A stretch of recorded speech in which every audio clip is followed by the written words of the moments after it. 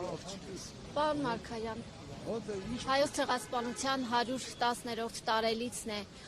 վաղը եւ Հայաստանի իշխանությունները վերջին տարիներին առհասարակ բարձրաձայն բարձրագոչ հայտարարում են, որ Հայոց ցեղասպանության միջազգայնացումը չկա իրենց օրակարգում։ Ինչ վտանգներ եք դուք տեսնում այս առումով։ Գիտեք, ավելի քան 80 տարի է, գուցե ավելի քան 110 տարի է, շատ կարճ ժամանակ եղել, որ Հայաստանի իշխանությունները հետապնդել են հայկական ցեղասպանության միջազգային ճանաչման խնդիրը։ Այդ 110 տարվա մեջ գուցե 20 տարի։ Մնացածը մի փոքրամասնություն եղել, մի մարտնչող փոքրամասնություն, մի ազգային փոքրամասնություն, որ այդ նպատակը դրել իր առջև եւ առաջ է գնացել։ Եվ հաջողեցրել է։ Այսօր շատ երկրներ հայկական ցեղասպանությունը ընդունում են։ Գիտեք, ընդունելու փաստն էլ առանձնապար կարևոր չի։ Կարևորը պայքարն է, պայքարի ոգին է։ Կարևորն այն է, որ մենք կարողանանք աշխարհին ասել, որ մենք այդ ցավը չենք մոռացել, եւ կարևոր է ասենք աշխարհին, որ մենք տերն ենք մեր իրավունքների եւ վերատիրանալու ենք մեր իրավունքների։ Դա է կարևորը։ Իսկ այսօր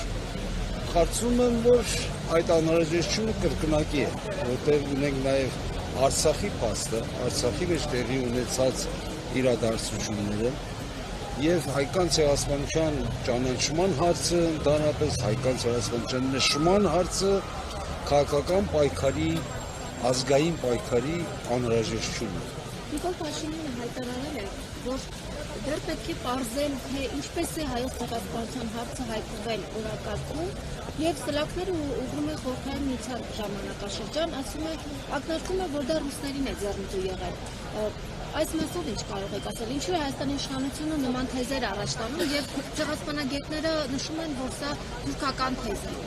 Գիտեք, մենք կոտորվել ենք, մեզի կոտորել են, մենք էլ կոտորվել ենք։ Նշումը ում է ձեռնտու, ում ձեռնտու չի, ով է քաչալերել, ով չի քաչալերել, գուցե 10-րդական, 100-րդական հարց է։ Հարցը նրանումն է, որ դու իբրև կոտորված ժողովուրդ, իբրև եղեռնի ենթարկված ժողովուրդ, ցեղասպանության ենթարկված ժողովուրդ, դու քո արժանապատվության տերն ես, թե տերը չես։ Ինչի է, ինչ եք փնտրում։ Մենք ինչ ենք փնտրում ասելով, որ ով է ասել, ով է հրահրել, ով է ուզեցել։ Մենք չենք ուզեցել, մենք խնդիր չունենք,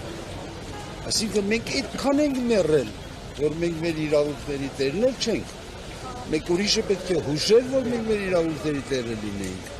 Ես կարծում եմ անհեթեթ է այդ հարցադրումը անհեթեթ է և մեզի վայել չի։ Արդյոք դուք տեսնում եք Հայաստանի իշխանությունների քաղաքականության մեջ հայոց ցեղասպանության ժխտման օրակարգ։ Ես տեսնում եմ ընդհանուր ընկճվածություն, ես տեսնում եմ պարտության արդյունքում, մենք ոչ միայն պարտվել ենք պատերազմում, մենք պարտվել ենք հոգեպես։ Խոսքը մենք եմ ասում, իբրև պետականություն, ոչ թե իբրև առանձին անհատներ։ Իբրև ժողովուրդ, թե իբրև պետություն, իբրև իշխանություն, այս իշխանությունը պարտվել է, հոգեպես է պարտվել, ընկճվել է, ծունգի եկել եւ չի կարողանում իր մեջ կշտկի։ Հարցը սրանում է եւ չի կարողանում իր մեջ կշտկի, որովհետեւ իր հույսը չի դնում իր ժողովրդի վրա։ Ինքը չի փորձում ժողովրդին համախմբի եւ դրանով ինքը իր մեջ կշտկի։ Հիմա պատերազմում պարտվել անկախ պատճառներից, որ ինչու ենք պարտվել, փաստ է, որ պարտվել ենք, բայց կարևոր է, որ կարողանանք ոտքի կանգնենք, կարողանանք մեր մեջ կշտկենք եւ այդ մեջ կարող ենք շտկենք ազգային միասնականությամբ, ազգային ներքին միությամբ, ներազգային խնդիրները երկրորդական պլան մղելով։ Մենք սա պետք է կարողանանք գիտակցել։ Պատերազմի պարտության մեջ իշխանությունների կոնկրետ Նիկոլ Փաշինյանի մեղքը չեք տեսնում։ Ես ամենի մեղքեր տեսնում եմ։ Կոնկրետ Նիկոլ Փաշինյանի մեղքը տեսնում եմ, որտեղ շատ հարցումներ կա, ինչու զինակոտ չեղավ, ինչու այսպես չեղավ, ինչու այնպես չեղավ, ինչու շատ հարցումներ կա, բայց այդ հարցերի, այսպես ասած, այսօրվա արծարծումը նույնիսկ գտնում եմ անտեղի, որտեղ այսօր ես ավելի շատ տեսնում եմ անհրաժեշտություն ոտքի կանգնելու, մեր կողմերում։ Գործող իշխանություն։ Նախ ինքը պահանջի այս իշխանության նախ ինքը ես թվում իշխանությունը պետք է համախմբի ժողովրդի շուրջ։ Ժողովրդի մի հատված պահանջում է իշխանության հրաժարականը, այդ թվում նաև ընդդիմությունը։ Այո, եւ ինչու է պահանջում։ Եվ ինչու է պահանջում, որտեղ տեսնում ես իշխանությունը տեր չի իր ժողովրդի իրավունքներին, տեր չի իր ժողովրդի արժանապատվության։ Ինքը դա տեսնում է, դրա համար է պահանջում։ Դրա համար պետք է որ վիճակ փոխվի, մթնոլորտ փոխվի, այդ մթնոլորտը պետք է փոխվի, իշխանափոխության պետք է փոխվի, իշխանության հոգեփոխության պետք է փոխվի, բայց պետք է փոխվի, որպեսզի մենք կարողանանք այս վիճակից դուրս գալ։ Նպատակը այս վիճակից դուրս գալու։ Արցախի հանձնումից կորստից հետո ժողովուրդը մի հատված առհասարակ շատ վատ վերջաբան է պատկերացնում Նիկոլ Փաշինյանի հեռանալուց հետո։ Օրինակ ասում եմ, որ պետք է նա դատապարտվի ՑՄԱ ազատազրկման։ Ինչ կարծիք ունեք այս Ճիշտ ասած, նորից ասեմ, ինձ համար այսօր նման հարցերի արծարծումը այսօր էական չէ։ Շատ էական չէ։ Ավելի էականը երկիրը փրկելն է։ Երկիրը այս վիճակից դուրս բերելն է։ Մենք հիմա պետք է փորձենք մթնոլորտ փոխենք դեպի պայքարի մթնոլորտ, դեպի կռիվ տալու, պայքարելու մթնոլորտ կարողանանք ստեղծենք։ Մենք սա պետք է գիտակցենք։ Անշուշտ ես գիտակցում եմ, որ այս իշխանության, այս հոգեբանության տեր իշխանությամբ մենք չենք կարող այս վիճակից դուրս գալ։ Եվ օր առաջ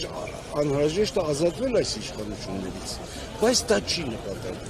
Նպատակը ազատվենք այս իշխանությունից, որ կարողանանք երկիրը փրկենք։ Ուրեմն երկիր փրկելն է նպատակը։ Եվ դրա շուրջ պետք է կարողանանք համախմբվել։ Այդ նպատակի շուրջ։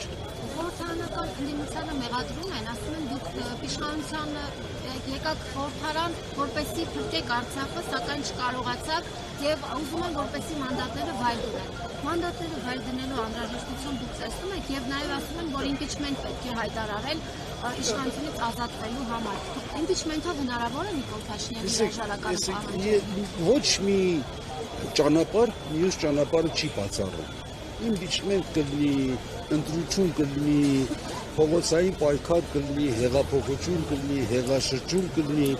Սրանք բոլորը նույն նպատակին են ծառայելու։ Մեկը մյուսին չի հակասում եւ չպետք է հակադրության մեջ տնենք։ Երբ հակադրության մեջ ենք տնում, մենք վնասում ենք մեր ընդհանուր պայքարը։ Մեր միասնական պայքարն ենք վտանգում դրանով։ Դրանով ինչ օգուտ ենք քաղում։ Երբ ասում են, որ իմպիչմենտով պիտի փոխենք իշխանությունը միայն, կամ ընտրությամբ չենք կարող փոխել, կամ կարող ենք փոխել։ Ես ասում եմ, բոլոր միջոցներն էլ, եթե տանում են բոլոր ճանապարհներն էլ, եթե տանում են հեռում, ուրեմն ճիշտ է։ Եվ մեկը մյուսին չպետք է բացառի։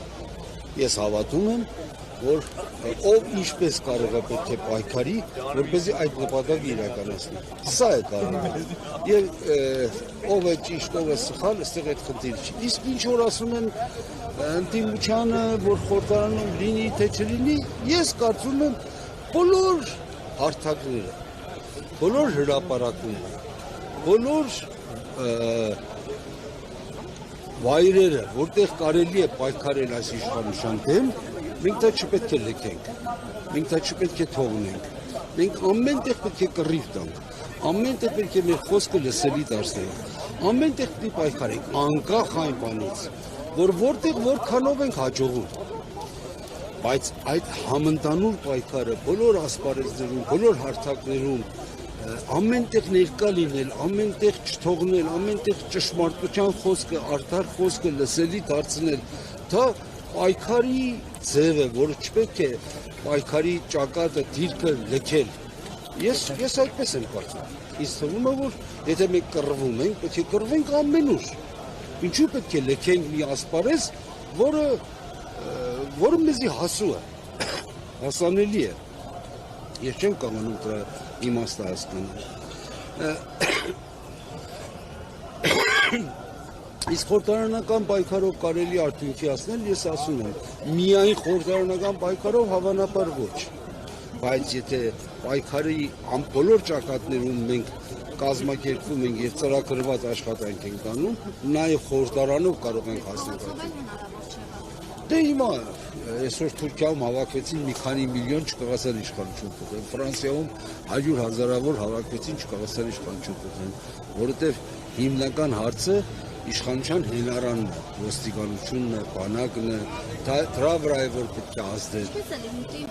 թիմերում ընտրությունների արդյունքներով հնարավոր է լինել իշխանապետության հասնել։ Որտեւ թիմի ընտրությունները մի քիչ տարբեր են, այդքան քաղաքականացված չի եւ թիմի ընտրություններում շատ ավելի դերակատար դառնում անհատի անձնական գործոնը, անհատական գործոնը ավելի դերակատար է դառնում։ Իհարկե, սա թիմի ընտրությունների արդյունքները այս մի երկուսը որ ունեցան կարող է լավ նախադեպ լինի վաղվա ընտրությունների համար։